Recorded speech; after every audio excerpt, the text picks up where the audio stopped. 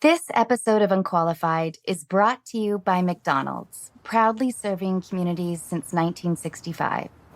On the drive to and from my parents' house in Washington State, we almost always stop at two particular McDonald's, one in Salem, Oregon, and another in Eureka, California. At the moment, we are in the parking lot of the Salem location, and I just finished a Big Mac and fries. Even though we are just passing through, I appreciate the familiarity and feeling of community. The other day, I was looking through my mother-in-law's photo album and came across a photo where she and her friends are standing in front of a McDonald's wearing their cheerleading uniforms. I usually call my mother-in-law New Mom, but her name is Marcia. Under the photo, Marcia had written a note, and I talked her into letting me read it here. San Bernardino, California. I have so many memories of this McDonald's over the years. My father took me there on what I think was opening day. What a thrill it was as a young girl to order a chocolate shake, hamburger, and French fries. Then there was the time when my cousin Hinda and I were given a tour and allowed to take dill pickles by the cupful out of a huge barrel. We must have eaten 100 pickles each. Everyone in my family knows the story of how I accidentally missed the ketchup container and dipped a fry into my milkshake. Now when I dip fries in my shake, it's on purpose. I remember when I was 12 years old, my mother and my cousin Noel Novak, Larry's brother, picked me up from dance class, and we went for dinner to celebrate Noel's graduation from high school. Years later, when I was in high school, we would go to McDonald's every Friday night after the football game. I wish you could see this photo. Marcia couldn't remember if they won the game that night, but everyone is smiling as if they did. Wherever your local McDonald's is, there's nothing better than that wonderful feeling of community. Well, maybe that feeling is tied with eating a Big Mac.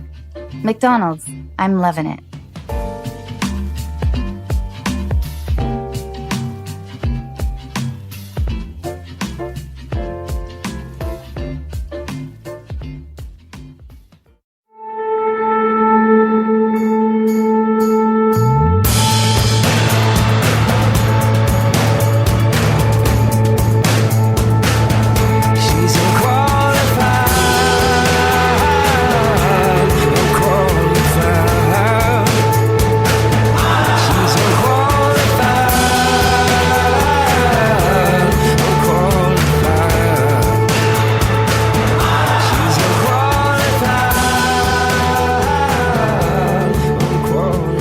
Put me through a really hard workout, right? And 2 days ago, and I feel like I can barely walk down the stairs because he really focused on my thighs.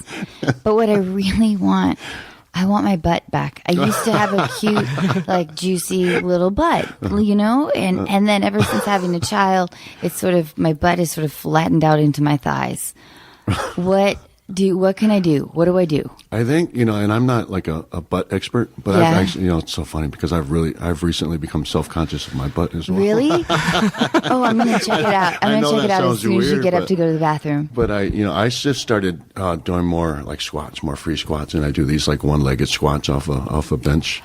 And there's a couple of machines at the gym that I use to focus on my butt. He was having me do squat like these squats, but all I feel now is extreme thigh burn. We've talked about workouts a lot because he comes in with a new workout like every week. He's got this crazy extreme workout. He loves to talk about workouts. He's got workout ADD. Believe you me. Yeah. We talk a lot about his workouts. Yeah. But what do I do? Squats? That's what, and it's funny because my wife has a little fitness studio. And, they do lots and lots and lots of squats. Yeah. And like deadlift? What do I do? Just like free squats with your own body weight. Really? Yeah. Okay. Because that's what he was having me do, these split squat things where I jump. Yeah. And all I feel is thigh burn. A lot of that stuff, the explosive movements would be, I think, more functional. They're more of a functional movement. And they take away a little bit if you're just focusing on a certain muscle. Dave Bautista recommends explosive squats. Yeah, no, I think get away from it. I think you keep the attention on the muscle and be focused on the muscle. I think the explosive stuff would be more like a functional type training. a lot of what they're doing for CrossFit now is a lot of explosive training. Okay. Yeah. I don't quite know what that means. Yeah, me either. Just kind of just stuff I overheard. I like the idea of I'm just regurgitating. No, but I just want for aesthetic purposes, I just want a cute little round butt back. Yeah. But for guys, would you say is it nutrition 80? I've heard nutrition is 80%, and then working out, exercise is 20%. Is that pretty much the ratio? I wouldn't divide it like that. I think that's a little bit, Yeah. Because a lot of the stuff, I think I wouldn't say it's 50-50, but I think depending on what you're going after, what you're trying to maintain, or what you're trying to obtain. If you're just looking to look good, be lean, not really have as much mass, but if you're just trying to be a lean, maybe less body fat, muscles, but you don't want to look huge. Right. What do you recommend? A good diet. I believe everything in moderation, though. I don't believe in like extreme diets where you're just eating all, like all protein diets and vegetables. Like that's a little extreme for me. But I think basically, it's kind of a common sense thing. Yeah. You don't load yourself up on Krispy Kreme. I've really found good results with a gluten-free diet. Okay. Oh, really? And I don't eat red meat, and I don't eat pork really? anymore. Yeah, and I used to be a pretty massive human being. Chris was telling me when you were a bodybuilder, you were 400 pounds or so. I was up to about 370 pounds. Wow. And but I had a hard time, believe it or not, getting my weight under 280 pounds. You have solid bone structure. Yeah, well, this for Guardians. So for this Guardians, because for the first one I didn't really even train to look a certain way. For this one, to be honest with you, I did. I wanted to focus on looking better because my makeup process is so much better. Right. Didn't hide, I could get away with a lot more in the first one because it covered a lot of me. And this one I actually wanted, I put a little effort in to look bigger and look better for. So dear listeners, we have Dave Bautista here in Atlanta who's, I'm saying your last name right. Mm-hmm. Okay, good. People call me Anna a lot, which is fine because it's my parents' fault. But it's Anna, but I hate correcting people. So we're here in Atlanta. Dave has generously agreed to come over to this weird house out in the country that we're living. Well, we're shooting. Well, Chris, not weird. I'm nothing to do with this, but Chris is shooting Guardians of the Galaxy 2, and Dave plays Drax the Destroyer, and you were so brilliant in the. The first movie, and I told Chris this is not just because he's a buddy, but it is probably already in my all-time top 5 movies. It's awesome. An awesome movie. I agree. I really fell in love with the movie, not just completely removing myself from it. It's just it's a great story about people who aren't perfect or aliens who aren't perfect, and they just come together for the greater good, and they all find this bond, and I think it's a good thing. Man. And the other inspiring. Day, when I came to set, sorry, Dave, I did not mean to cut you off. No, I do that all the fucking time. No, you didn't. You're going to be so annoyed. We can cuss on the show? Yes. Yeah. Oh, in fact, I do have a favor to ask of you later on. I'm just gonna start cussing. Good. Because I have a special favor to ask you later. But when I was watching that scene where you guys, there's the 5 of you guys together, Chris and Zoe and Karen and Rocket and you, and you were the only one who asked the crucial question, which was like, you guys are all supposed to be looking at something specific, and you were and I can't give anything away, but you were the only one who asked, like, do we have a point where we're all actually looking, which is a crucial question, right. And I was just, I don't know, it sounds like a minor detail, right. But I was impressed of your level of professionalism and thoughtfulness towards something that no one else, including my sweet husband, had thought of. It's a weird, what the tricky part for me is because now we are, without giving away too much, I feel like our sets aren't as elaborate on this one, so we don't have actually something to focus on, something to look at. It seems like we're using our imagination a lot more on this one. Yeah. Because of the studio. We were in the big studio in London on the first one. We had the big elaborate sets. So it's very different with this one. I think it's because of the nature of the film. But yeah, those are kind of the questions. It's weird. I've just picked up that stuff kind of along the way. No, but that's really smart because it takes years for people to sometimes think about, okay, as we're a group looking at something specific. So we're not all looking in 5 different directions. Right. Do you like this set better? I mean, I know that there's like some pretty high-tech camera. It's weird. It's different. It's just very different. It's definitely a different feeling. I think that energy is different, and I don't mean that in a bad way, but it seemed like we were always surrounded by a lot more people on the first one. Right. So there's there's pluses and minuses of both, the way we did both. But the main thing is that we're all together again. And we all have great chemistry, man. It's true. Chris, this is his 3rd back-to-back movie that he's done. And I know, and he barely had a weekend off, if even that. And he's been so happy to be back with you guys. Yeah. I think he had great experiences on the other 2, but he has had he loves James. Yeah. He loves all of you guys. I think in getting to revisit this character that taps into his, comedic ability and everything is really, it's been really fun for for me to see. Like he's just excited to be. Yeah, it's awesome, and I think it kind of it all trickles down. I think it all starts from the top, man. We got a good team. Even starting up with Kevin Feige, but James, in particular, being our leader. I mean, he's such a fun dude, and it's a really cool thing because he and Chris they just mesh well together. They get each other, and I think Chris knows that James really has confidence in him. Kind of let him do just kind of whatever he wants because it's usually magic. So I think that makes Chris feel good that he knows James believes in him. Yeah. Okay, so now I want to start by reading one of your quotes. Okay. Okay. Are you nervous? Yes.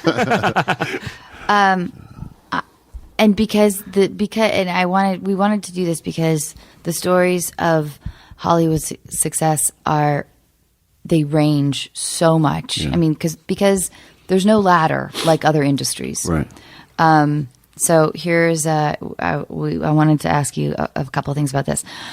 This is a quote from you. I'm a poor kid from the streets. What I've been able to achieve has really just been through hard work and not letting anyone tell me I couldn't do something. I always try to encourage people to just pursue your dreams, which is amazing. Yeah. And it'll make me cry. It's inspiring, is what it is. Yeah. Yeah. Thank you.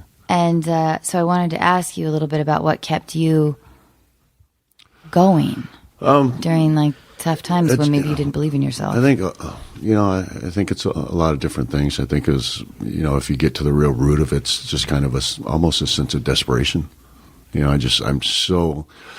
I'm so afraid I'm not afraid to fail as much as I am afraid of wasting my life. Like I just want to make something out of my life. And I think, it kind of goes for anything. I think I've been really fortunate at WWE. I owe this really to the WWE because they let me see the world. When you get out there and you see the world, you see what it has to offer. And then all of a sudden your community, your neighborhood, your city, state, whatever, it doesn't seem so big anymore. How did you get involved with WWE? Like what? Do you really? It's not super glamorous, but so I was bouncing up until the time I was almost 30. Where? In Washington D.C. Okay. Yeah, all kinds of clubs in Washington D.C. I was all over. I was kind of one of those local guys who was very well known. A lot of guys knew me because I was working at so many different clubs, and I started when I was 17. So I spent 13 years working in the clubs in D.C. But anyway, I was going on 30, and I had 2 kids, and I could barely pay my bills. I just couldn't even support them, and I was kind of desperate, and I was looking for an answer. And I thought, there wasn't too much that I was cut out to be or that I was qualified to be, but I thought maybe I had a chance at pro wrestling because I was just kind of a gym rat. I looked the part. I knew I was athletic. And then actually I went to try out, and I failed miserably. They told me to leave and never come back, and I would never be a professional wrestler. Yeah, and then that just kind of really it bothered me for about a week, and then I was just kind of pissed off that somebody told me. Wait, there were open tryouts for pro wrestling? Yeah, it was something. It was there was a company called WCW at the time. Yeah, I remember. You could go and you could pay to go in for a tryout. Yeah. And they literally just ran me into the ground, kicked me out, and said, don't come back. And it just it broke my heart for a while, and then I think it was more pissed off that somebody told me I couldn't do something. I don't know. I have that side of me. So then what happened? What did you do next? So then I started making calls, and I had a buddy who helped me out, and we called it WWE, which was still WWF at the time. And they didn't have open tryouts, but they recommended a school. So I went and trained at the school. It was the Wild Samoan, and these are relatives of The Rock's. Everybody knows who The Rock is, but they're his uncles. So I went and trained with them for about a year. And then I got a tryout with the WWE, and they offered me a very low-paying contract. But it was, nonetheless, it was a contract, and that's how I started. Wow. That's amazing. Yeah.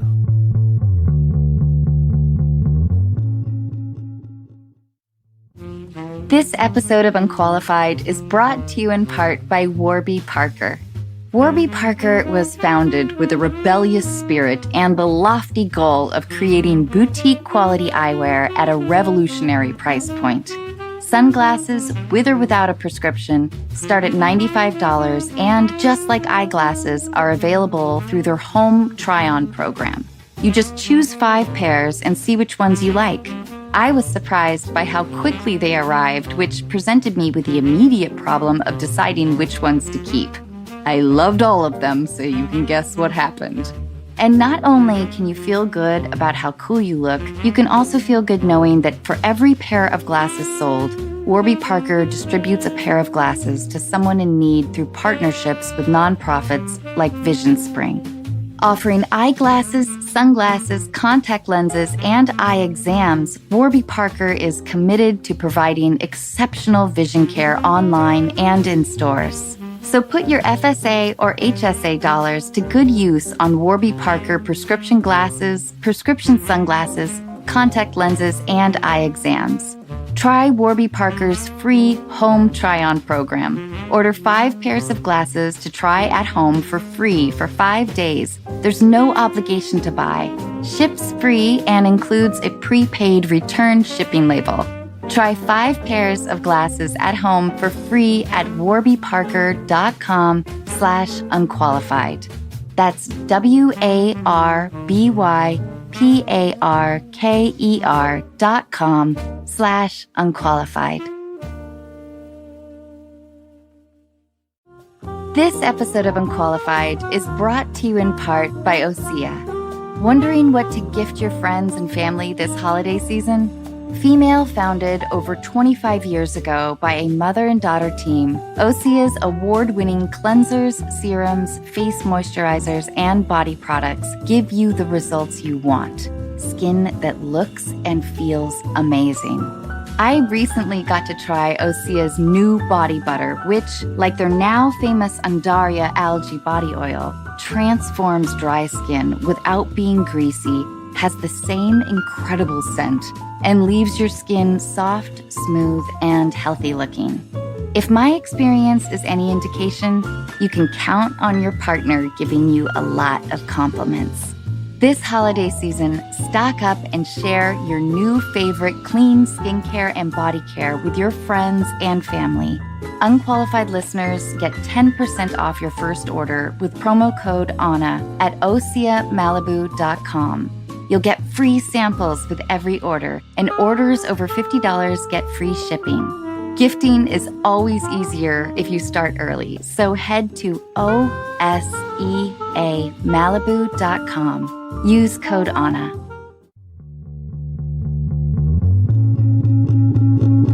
Do you think that being a bouncer, this is a little bit of a sidetrack, did it make you kind of numb to people? Like, do you have a slow temper? Because I imagine you deal with so many wasted jerks. Yeah. And so you get, I would think, I don't know, but I think you get kind of like, you don't get needled easily. Sure. Yeah. I think that's all. I think that will all come down to someone's character, I think at the root of their character as well, because, some people just are patient people. Yeah. And some people are just assholes, and they're always going to be assholes no matter what they deal with. If they just don't have patience with people, they're just always going to kind of fly off the handle no matter what. But I was always very, a very shy person. I was always kind of withdrawn, and I was never very assertive. So I just always had that kind of patient side to me. Do you get road rage? No. See, that's what I'm saying. That's what I think. Like, I think they're linked. Like, if you are dealing with like assholes on a nightly basis in DC for a long time, I would imagine that that you can easily, which is a great quality. The idea of being able to shrug off those sort of, I don't know. But here's the other thing. I can't picture anyone ever stepping up to him at a bar. Oh yeah, like I can't. Like if you're looking at Dave, and then if you're a drunk guy, no, there's no way. I mean, it's look at him. There's no way. Who in their right mind would ever? Oh yeah, right? Oh yeah, it happened. Yeah, it happened. I went to jail a few times for. Oh really? No, seriously, because I would get into fights because I wasn't. I also grew up. I think by nature, I'm a passive person, but I also grew up in the ghetto, so I learned how to fight, and there was always that side to me. So I didn't have patience. My patience only went so far, right? But I got in more than a few fights, and I usually I went to jail at the end of the night. Yeah, I think like 3 occasions I went to jail for getting in fights, places where I was working. Yeah, you were doing your job, and they still took you to jail, even though you're doing your job. Yeah, that doesn't make any sense to me. No, but I ended up there. There was only one time when actually the charges stuck, and I went overboard a little bit, and it was because it was just a bad situation. But I went overboard, and I to the point of where one of the guys was on the ground, and I just kept on kicking him in the face because I just lost it. So I did my year on probation, whatever, paid some fines, and it was what it was. That's an experience I haven't had yet, but I do wonder if it's in my future. I do feel like just kicking somebody. It would, well, not that part, but I just feel like I don't know. I just feel I don't know. I'm not. I don't know how to hit somebody at all. Yeah. I don't know how to. Well, maybe Dave later can show you how to throw a punch. Yeah. But it would break my hand before it hurt anybody else. No, I don't think so. Yeah, I don't think so. Really? You believe in me, Dave? But it's so funny. I could be a fighter. Man. Absolutely. I think anybody, if you put your heart and soul in it, you can learn how to fight.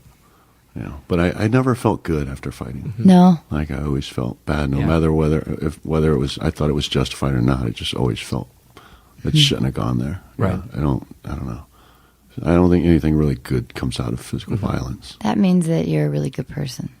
I hope so. I hope so. I think it's clearly evident. Oh yeah, thank you. Yeah, it's true. I just never felt good about it. No matter whether I felt justified or not, I just always felt like it just. I don't know. Didn't make me feel good about myself. But being a part of the wrestling world did, because that's a different thing. That's just entertainment. Yeah, it was entertainment. And most of the guys I worked with, I really liked. There were a few guys that I didn't care for that I worked with, but usually you could tell in our matches we had bad chemistry. But a lot of the guys who I really had some of my best matches with were really good friends of mine. Triple H, The Undertaker, Rey Mysterio, Eddie Guerrero. I've always wondered, like when you're in the moment and you're pounding on them and you're actually, and this is one of your friends that you're hitting. You're in the ring, and obviously you guys have had this discussion. You guys know what's going to happen. But when you're in the moment, this is still real. I mean, this is like you are getting pounded. You are punching your friend. You are jumping from the top of the rope and landing on him. Yeah. And then afterwards, we go into the locker room, you give each other a hug. You're bloody and beaten up, and you have sprains there and broke, and then you just move on. And that's just always so. It's crazy to me. These are your buddies. It's a weird thing, man. But it's one of those things where it's like we're on the same page. At the end of the night, what we want is to give the fans a great match. Absolutely. Yeah. So we're after the same thing. So it's just kind of a give and take thing, and we're beating the hell out of each other, but we're not injuring each other. Right. And we know what we want, and it's a give and take thing, I've gotten receipts from guys, and I've given receipts, because sometimes if you get you go a little too Of course. I actually got, Undertaker, we were at a WrestleMania, I think it was WrestleMania 23, and he had given me a receipt, and that just means kind of like payback thing. Yeah. And he had given me a receipt from like months before. I was like, well, why tonight, man? Why'd you have to do? But he almost knocked me out. And he goes, that's for breaking my eardrum 3 months ago. I was like, but it's just one of those things. I like that. It's all fun. A receipt. It's called a receipt. I love it. Yeah. Yeah, we had Olivia Munn, who's dating, she's this lovely actress, and she's dating Aaron Rodgers, and I asked slightly sort of a similar type question, and she was saying how it's really remarkable that he doesn't take it home, because I think at some level you become such a professional that your emotions, you take that part out of it. Yeah. And I don't know. I think that's pretty remarkable. It's weird. I've met like some of the toughest guys in the world who are also just some of the sweetest guys in the world. Yeah. Yeah. Like some of the nicest guys I've ever met were just like legit badasses. Yeah. Right? It's weird. Yeah, it's weird how it works. So cool. Okay, so now we're going to do a not so rapid fire, and we're going to start out. We're going to start out with a question that might take you by surprise. Okay. Oh, before we do that, if anyone's wondering who's the giggling is in the background, this is my girlfriend Amy, who's sitting in. Amy's here. Here for the laugh track. Amy's here. Sim's awesome girlfriend. She came to Atlanta with us, and I just adore her so much. She's been invaluable to the whole process, and I she's love you. Blushing a little bit, which makes her look even hotter than she already does. And Shaq has a crush on you too, our audience has probably already heard that episode at this point. Okay, so this is not so rapid fire questions. Dave, would you rather have sex with a goat but no one would ever find out, or not have sex with a goat but everyone thinks you did? I'd rather not have sex with a goat. But everyone thinks you did? Yeah, I could live with that. There you go. I couldn't live with having sex with a goat. Yeah, I couldn't. But everyone thinks you did? That's okay. That's okay. As long as you know. I know that I did. Yeah. I admire that because I'm so concerned about what other people think that I might. Well, it's different for a girl, isn't it? Yeah. Right. Anyway, and Sim, what would you do? Oh, I'm with Dave, 100%. Yeah. There's no way I could. I can't. There's no way. Yeah. You know what? That's, Sim, that's fine. Co-host, my family loves to have sex with goats. My family will still love me. My friends will still. I don't know. My friends probably won't think the same of me. But I know in my heart, deep down, that I never had sex with that goat. Mm. Okay. Yeah, you could. Yeah. You guys, imagine just living with the thought. You couldn't do it. It's a really hot goat, Dave. It's the hottest goat you've ever seen. Long hair. Oh, man. Okay, weirdest thing in your fridge. Do you have anything weird in your fridge? No, not really. What about like exotic mustard or? Not even that. What's in your fridge? What's in your fridge right now? Home. You know what? Well, it's not weird. What do you keep in your fridge?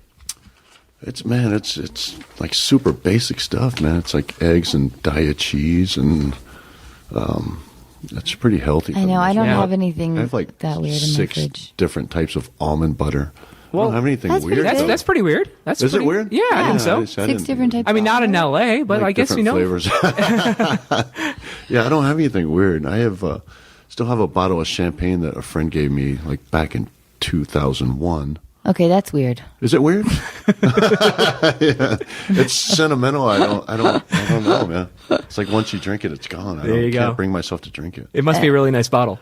It's not that. It was just a special occasion, and it was just the circumstances in which they gave it to me, and I just can't bring myself to drink it. Okay, I wonder if there's going to be a moment, I predict, in the next 5 years when there will be an occasion special enough in your life that'll be really personal that maybe you can. I think that maybe I will break it out on my first year anniversary. Oh, I love that idea. Sure, yeah. I like that. Yeah. Do you have a reoccurring nightmare? No. No?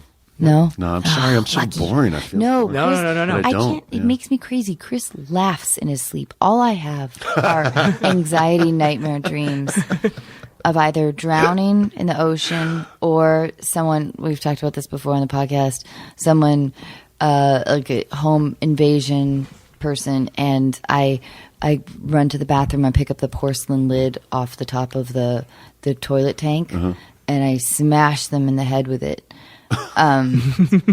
Which I guess is like, I guess I'm tapping into some kind of something that I need to. Yeah. I do have. I wake up every once in a while and I get paranoid. Or do you ever have like a line, like you don't have your lines memorized or you're late to set? I have that. No, I usually like to memorize my lines on the day of. So. Oh, that's good. Are you good with memorization? No, I'm horrible. That's why I do it on the day of. So day of, so it's easier to... I guess that's the benefit of all the long makeup. Well, I usually look at my sides, and I can get the gist of it, and then I can go and I'll think about it. Then we usually rehearsal. By the time we get to to shoot, we have a really strict script supervisor on this one. He drives me nuts, man. Oh yeah. Oh God. Okay. For those of you who don't know, a script supervisor is someone who is... It's like the playground teacher of movie sets. It's like no running. And he's a sweetheart. I don't mean to... Yeah, and it sound like I'm bad mouthing, but he's watching one word. all the details. Like if you're right, he's Yeah. making sure that you say every single line, or if you miss something, or if you're looking a different way, or if you take a prop and put it somewhere. They're studying. They're looking at the monitor and they're studying every little thing to make sure everything is the same. Because when you're making a movie and you have to make sure everything cuts together and everything is seamless. The continuity has to be the same.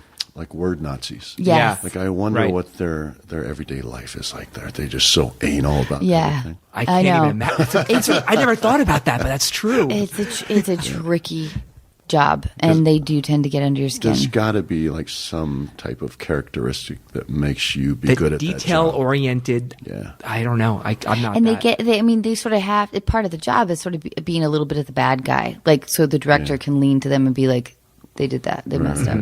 Go tell them. Right. So they don't have to, the director doesn't have to do it. I know. The script supervisor position. It's a tricky one. Yeah. It's a tricky one. Okay, favorite animated Disney movie? Oh, man, I'm sorry. This is and we can go back to your childhood. Were you into like Fox and the Hound? Did you ever watch that? Or if one of your kids, if they had a favorite Disney movie? No. God, I know I must have one. I just haven't thought of that in freaking forever. What about a movie from your childhood? It doesn't have to be animated or Disney, but what about a movie from your childhood like that you loved, the watching, or the first movie I've been going to theater since I was a little kid. Animated. This is like the slowest rapid fire you've ever had. No, it's not so rapid fire. We're doing great. I must have one. I just can't think of it at all. What about action movie that you saw like in the 80s? An 80s action movie? Yeah.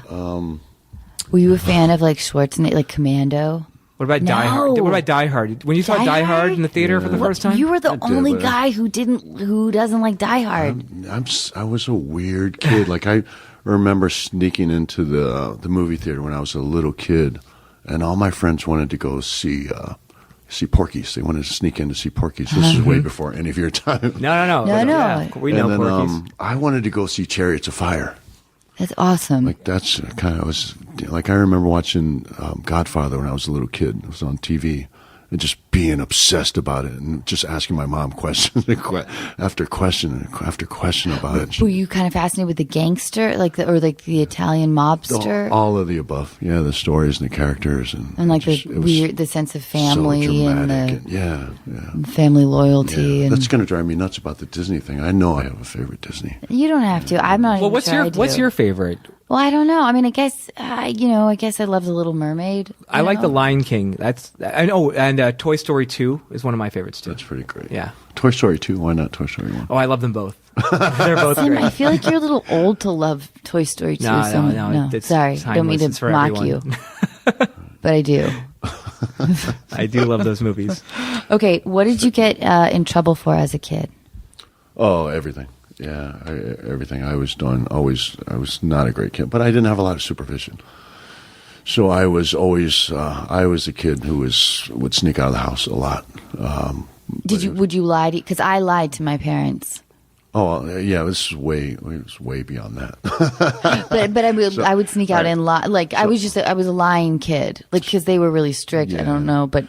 So I grew up back and forth between San Francisco and Washington D.C. My mom moved out to San Francisco when I was very young. So we would do things like sneak out of the house and go down to watch the hookers. We like to watch the hookers. Yeah, who doesn't want to watch it? I want to watch the hookers. Stuff like that. And we're, it was around a bunch of thugs, man. We were always like stealing stuff and stealing this, stealing that. And the police would pick us up and my mom would have to come get us and beat the hell out of me. And, just stuff like that. Can you tell us like a couple of things that you stole? You don't have to say the worst. It was kid stuff. Like a bike, bikes, and we'd go to other kids' house, and we'd be their friends, and we'd go in and rob them. It just sounds so horrible, but yeah, I mean, and this is when I was a really little kid, so we weren't. What we were stealing is stuff like sweatsuits and stuff like that. Sure. Stuff we couldn't afford. Sure. I know that sounds so no, it petty, doesn't. but that's kind of it's stuff like that. Part of becoming an adult, though, is that you start to develop a sense of empathy. But when you're a kid, you truly just don't have that part developed in your brain very well. So you aren't thinking like, how is this kid going to feel when he realizes that his sneakers are gone or whatever. And that's how it was. I mean, because there was stuff we couldn't afford, man. Stupid stuff, video games and sweatsuits and bikes and stupid stuff like that, man. It sounds so ridiculous now, but when we were little kids, I mean, it was like, I wasn't as like naughty as some of my friends and stuff, but I definitely presented myself as a good kid to my parents, but they didn't know for a long time kind of like the stuff that I was doing. Like what? I don't know, like smoking weed and like going to keggers and like... See, I never did. But that's normal stuff. Yeah, but my parents... Of course, so I know your parents well. Yeah, both, of course, absolutely. We grew up with really, really strict parents. Yeah. Which is good in one sense because you have to be strict. Yeah. But at the same time, it also made me into a liar. Like I couldn't like be open to my mom and be like, it made the bad things feel more delicious. Right. It's so weird how you're products of your environment too. Mm-hmm. I mean, like your type of trouble, like lying to your parents, wasn't like my type of trouble. Because my parents weren't around. I didn't have any parental supervision. So we were out on the streets actually committing crimes when I was very young. But for whatever reason, that made you also. That turned into a drive to make you a self-made person. Yeah, it definitely did. Was there a turning point? Was there one particular incident, or was there something that kind of where you were young and you decided, you know what, I want to be the best version of myself that I can be, and this is what I'm going to do. There is one defining moment in my life, oddly enough, and it's weird because when I was growing up, I was, like I said, I grew up a lot in San Francisco, and I was a huge 49ers fan.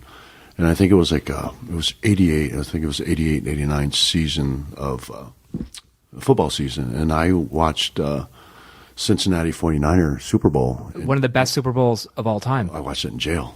And I was in jail and I was like, what the fuck am I doing here? And that was when I really made a conscious decision. Like, I can't do this anymore. It's gonna change. And I didn't just snap out of it and not getting it, but that was like a real defining moment in my life because I think I was, just my later teens, early 20s, whatever. I think later teens when I just didn't want to. I didn't want to be there. I didn't want to end up there, and I knew that I didn't belong there. But I think it was even years later when I finally was desperate enough to actually start, trying to make, find a career. That's awesome, though. That's a really inspiring story. It was a long road. It wasn't like a short, like I just made up my mind. I'm going to do this. And I know Anna has mentioned this before, but you talk about success and achieving the type of success that you have achieved, or your husband Chris Pratt has achieved, and people like to believe that it's an overnight success, but it's not. Right. He has some great stories. Oh, he is the best. I know. And because he grew up, I mean. I grew up, we were poor at times and then we were middle class, but we certainly had no connections to like the entertainment industry at all. So I had every person has especially in the entertainment industry, has a very unique story of how, because there is no set way to become successful in this industry. Anyway, but yeah, Chris has amazing stories. I'm gonna let him. When we finally do our Chris Pratt podcast, which we've been waiting on for a little bit, let him tell. Well, he's a big star now. You got to. Hopefully, we can get him. Do you think he'll say yes? He's all booked up for the next 2 years. I know.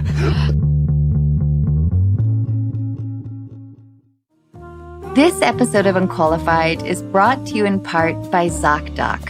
Who gets excited about trying a new restaurant that has 2 out of 5 stars? When it comes to finding healthcare, don't ratings matter even more?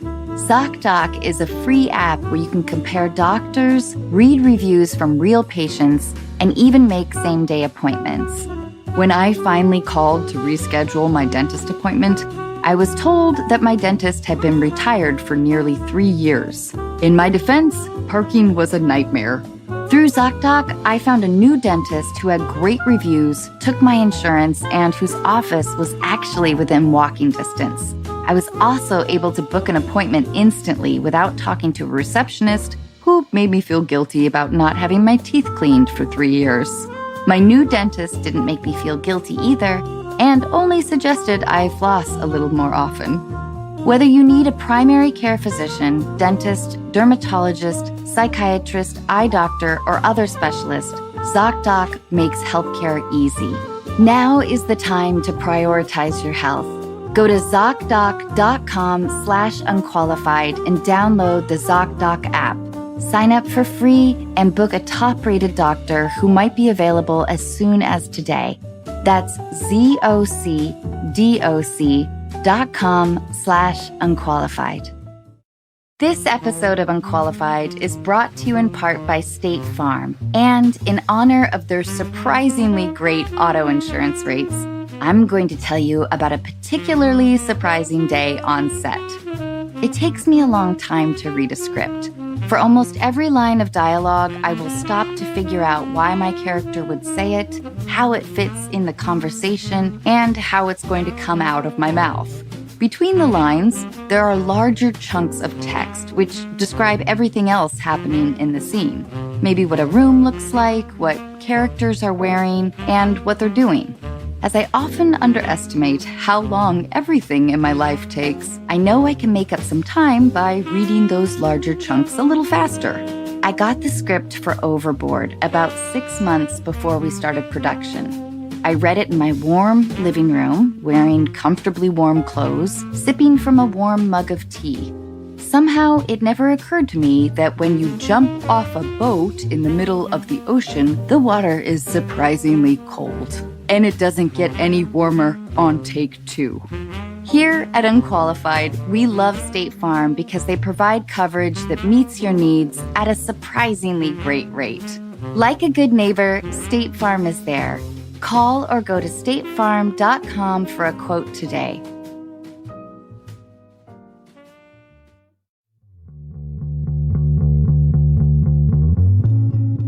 Okay, so when you're at the end of an unbelievably exhausting workout, what's the song that really pushes you to bench that 500 pounds or whatever it is? I've been listening to the same playlist. Really? Workout playlist for years. Okay. Let's talk about it. Okay. Yeah. It's the same one I've been listening to. I listen to it every workout. And it's old school hip hop. It's a lot of Public Enemy, it's Wu-Tang, it's stuff like that, man. A lot of it's Method Man. It's that, you know. Who is the really raunchy guy? I know they're all kind of raunchy, but who am I thinking of? Too Short. Too Short. Too Short. And Yeah, what band? Too Short. Wait, I don't know. Do you guys know what I'm talking? Yeah. I'm hesitant. I say a lot of nasty you're words. talking about Two Live Crew? Yeah, but Yeah. I'm also talking about. Okay, you guys know I've said the word. I'm just hesitant to say this because might be one of the more offensive things. And you guys know I'm not afraid of being offensive, but it involves the word pussy. I'm at such a loss right now. Okay, Dave and I and Amy were. I'm not going to go. I'm not going to go here.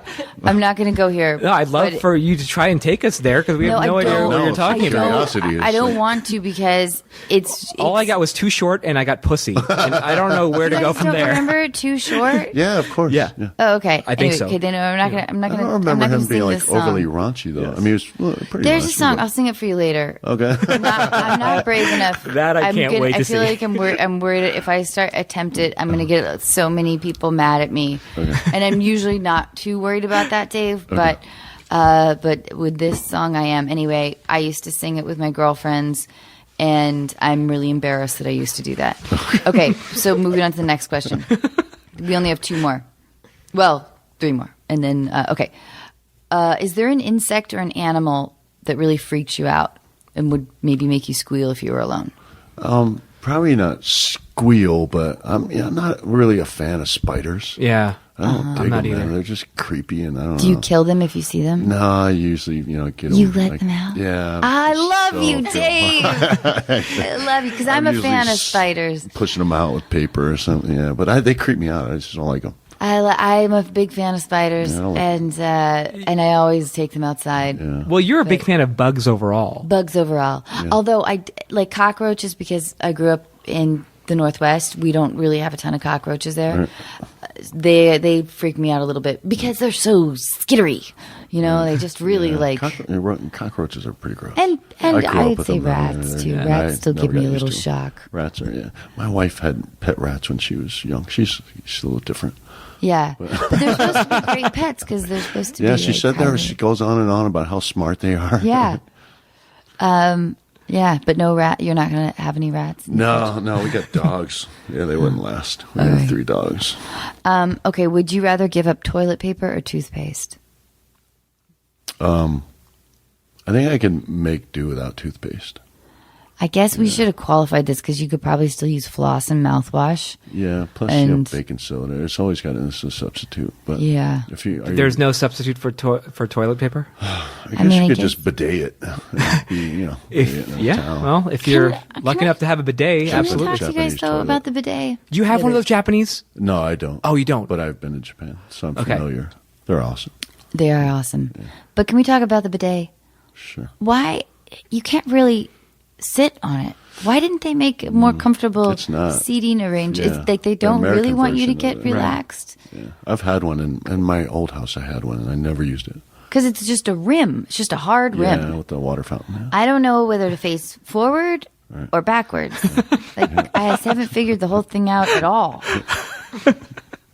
Yeah, the Japanese toilet. Those are like the best. You have a Japanese Toto. Oh, you guys do? Yeah, it's amazing. Yeah. It's incredible. Yeah, that was a dream of Doesn't mine. it? So it warms. The seat warms up. Right. Oh wait, as you enter the bathroom, like the lid lifts up, right. and then the seat warms up, and there's like a bunch of controls with like different like temperatures. It washes you. Yeah. It dries you. It washes you all over if you'd like. Right. It dries you all over if you'd like. It's a miracle, and then it cleans itself. My first tour to Japan years and years ago, but we went over as a crew to wrestle.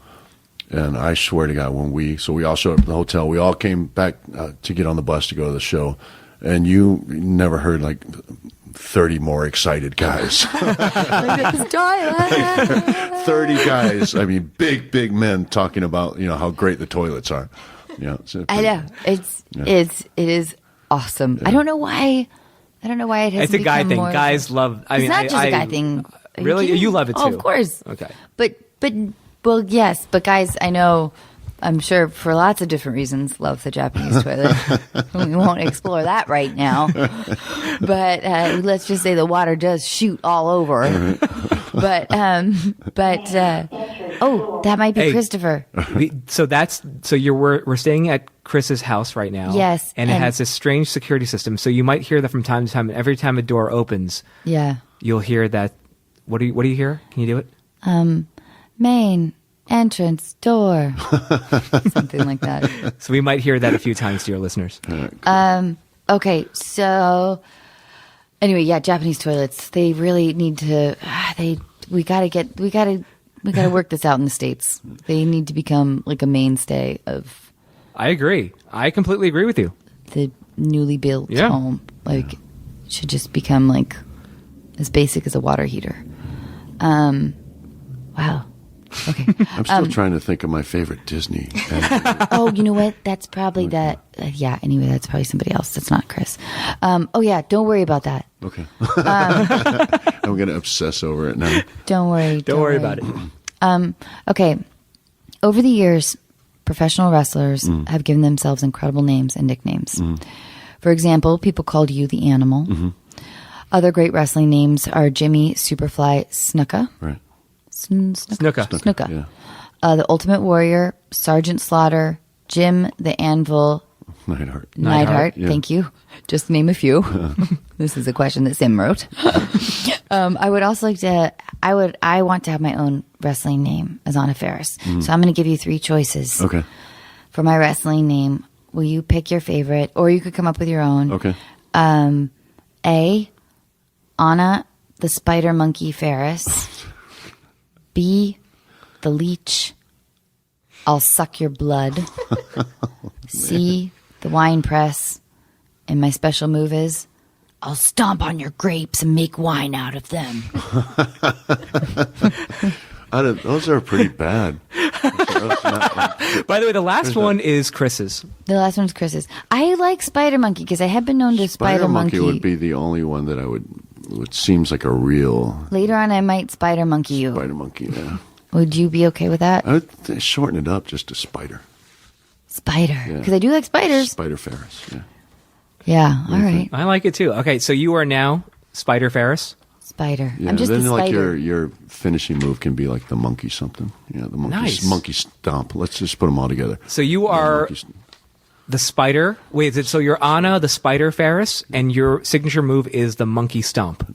It sounds good to me. But what I have to do is, because my only move is, like, let's say you're just talking casually over there with Chris or Sim or Amy or something, and I just run really fast from across the room, and I just leap on you. I'd be afraid. It's a surprise attack. It's like an alien, the first alien, when I think just run and just stick on your face. Yeah. You know, just You don't know when I'm coming. You're not even in the ring. no. That's my move. Crap right in your neck. Okay, so now we have one more quick game for you that Sim is going to introduce. Okay, so we have a quick game we want to play with you, Dave. So if you look at the WWE and its history, there have been some wild personalities saying some crazy things. Yeah. So we've set up a game where Anna will read something that was said by a WWE wrestler. You are going to tell us who the wrestler is, and it's multiple choice. Well, you know what? I should say, if you feel like you already know the answer before we read the choices. Oh, yeah, there you go. Okay. So you can request multiple choice, or you can just say the answer if you think you know what it is. Gotcha. Okay. To be the man, you've got to beat the man. Ric Flair. The answer is Ric Flair. Nature Boy. Nature Boy Ric Flair. Amazing. My mentor. I am the game, and I am that damn good. The answer is Triple H. This is this is not difficult at all for you, is it? Sorry. Give me a hell yeah. Oh, Austin, Stone Cold, yeah. Dang. Hell yeah. Oh yeah. It's more like, ooh yeah. Randy Macho Man Savage. Oh boy. Cut the music. What I'd like to have right now is for all you fat, out-of-shape sweat hogs, keep the noise down while I take my robe off and show all the ladies what a real man is supposed to look like. Rick Rude. Ravishing Rick Rude was my favorite. Okay, so I was telling Anna about Ravishing Rick Rude because she wasn't familiar, but this is a guy, Anna and Amy, this is a guy where after he would win the match, he would bring like this planted lady, like a hot girl from the audience, pull her up into Bobby. I don't know if Bobby Heenan might have been his manager. Yeah. Bobby Heenan or someone would pull the girl up into the ring, where he would make out with her, and then she would faint every single time. She would faint. It was the funniest thing ever. And as a kid watching that, I'm like, oh my God, he really did that? How does he keep doing that? Every time he kisses a girl, she faints? Crazy. It was back then. Man, it was wild back then. They were like rock stars back then. Yeah. It's crazy. Oh, absolutely. Yeah. One last one. You make me sick. Coming up here 1 week, sucking up to Triple H. Coming up the next week, sucking up to her. Lean in a little closer and just drool on her a little more. I mean, I hate to break your heart, but I think Steph's been drooled on before. Actually, I think Steph's been drooled on a lot. Myself. You got them all right. That was to Randy, right? Impressive. That was to Stephanie McMahon and Heyman. Paul Heyman. Paul Heyman? Yeah. I thought it was right. It was during WrestleMania 30. Oh, okay, cool. Yeah. That's awesome. That's awesome. That must have been so fun. Yeah, no, it was, and that's what I loved about it. That's what I miss about it. But yeah, it's kind of different times, you know. Yeah, is it? Because I never followed it as a kid. Is it drastically different now? Yeah, it's very much family friendly show now. It was a little risque back when I started. It was, I think, much more edgy, much more fun, much more violent. They've really tried to tone that down a bit to make it more family because it's so corporate now. Yeah, you know. But I don't think it's just not what I fell in love with, not the business I fell in love with. You know. Yeah. So then you had to go on to the movie business. Yeah, that's all. That wasn't completely the reason I left, but the reason, you know, the real reason I left, the total reason I left, is because they were, you know, when you're under contract with them, you're really exclusive to them. And they were doing films and stuff at the time, but they just they didn't include me at all. And I thought that I should be given the opportunity to audition outside the company, and they wouldn't give me that. So that's why I left. Yeah, I wanted to fight, and I wanted to do films. Yeah. Yeah, because I remember there was a time where the WWE had their own movies, like I think John Cena. They still do. They still do. Yeah. But I feel like, you know what, you're doing just fine right now. I'm doing all right. Yeah. I'm doing okay. Yeah, it was a hard 3 years, but you know, I didn't work, but you know, I'm doing okay. Guardians just opened doors for me. So now we move on, Dave, to a portion where we call a person a stranger. Okay. Yeah. And I don't know. Sim knows what the relationship question is going to be. Oh God.